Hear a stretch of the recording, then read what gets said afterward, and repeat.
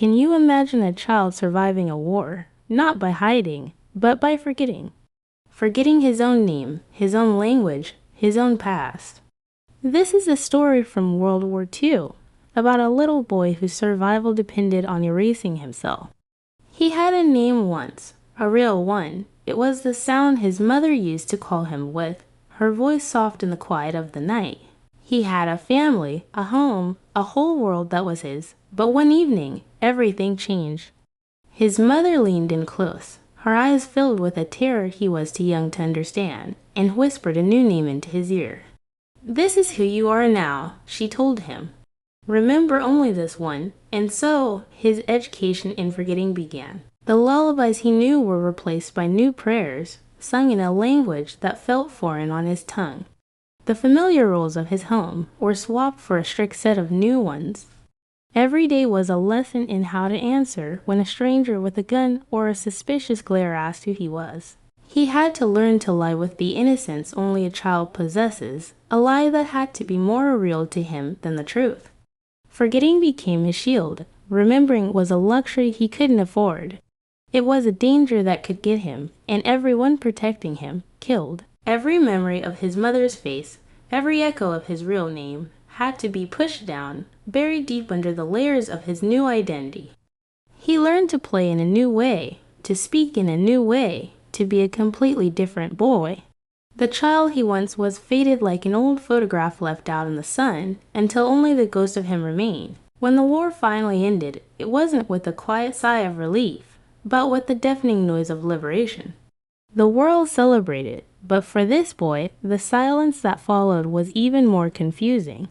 The danger was gone, but his past didn't come rushing back to greet him. His memory was a blank slate, wiped clean by years of self-preservation. Relief workers and kind-hearted adults swarmed the continent, trying to piece shattered families back together. They were armed with questions, lists, and photographs. "What's your name?" they would ask, their faces full of hope. But he had no name to give them, not his real one, anyway. The name he had been given to survive was the only one he knew, the only one that felt safe. "Where is your family?" They pressed gently. He couldn't answer.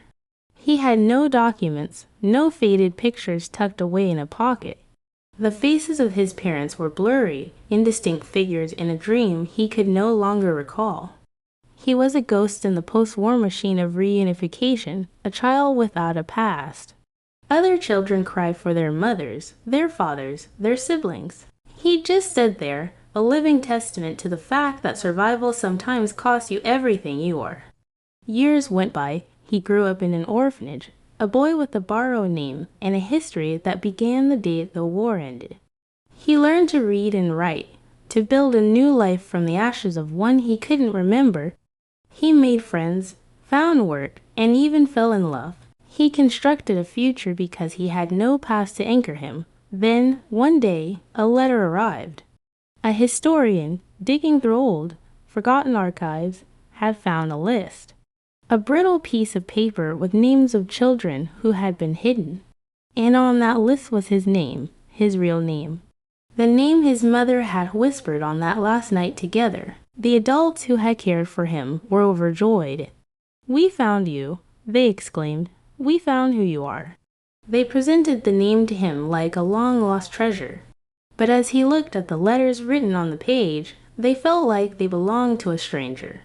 It was the name of a boy who had died a long time ago, so another could live. Holding that piece of paper, he felt a strange sense of dislocation. The world wanted him to be that other boy, to reclaim a life that was stolen, but how could he? The person standing there, the man he had become, was built on the foundation of forgetting. His entire existence was a monument to a name that wasn't his. He had survived the war by forgetting, but he had lived his life by remembering a lie. The discovery of his true name didn't feel like a homecoming. It felt like an eviction notice from the only identity he had ever truly known. This story reminds us that some wars don't just steal lives, they steal identities. They leave behind wounds that are invisible, scars on the soul that never fully heal. The physical destruction of war is easy to see in bombed-out cities and ruined landscapes. But the internal destruction, the theft of a person's very self, is a quieter, more insidious kind of devastation. It makes you wonder, how many others like him were out there? How many children walked away from the horror with their lives intact, but their histories erased forever? They are the silent casualties of conflict, the ones who survive only to become strangers to themselves. Theirs is a story not of a battle won or lost, but of a self that was sacrificed for the simple, desperate act of staying alive. Thank you for listening to this story with me today. If it moved you, please consider liking this video and subscribing to the channel for more stories that deserve to be told. See you next time.